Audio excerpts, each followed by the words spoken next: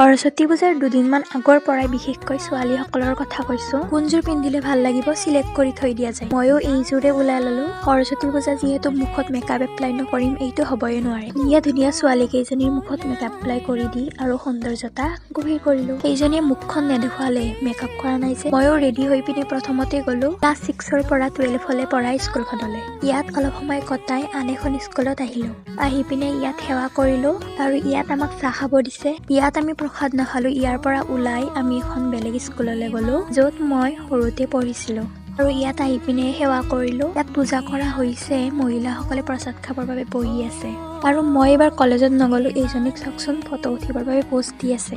আৰু ইয়াতো বহুত মানুহ হৈছিলে। আমি ৰখি ৰখি এতিয়াই খাব পালো আৰু খাই লৈ ঘৰত আহিলো। আৰু ঘৰত আহি পিনে কাপোৰ খোলা নাছিলো। এঘন্টামান এনেকৈ আছিলো। ফটো চটো উঠিলো, ৰিলচ বনালো। তুমি এইবিলাক ইয়াতে সামৰিলো। ভাল লাগিলে লাইক, শ্বেয়াৰ, ছাবস্ক্ৰাইব কৰি দিব।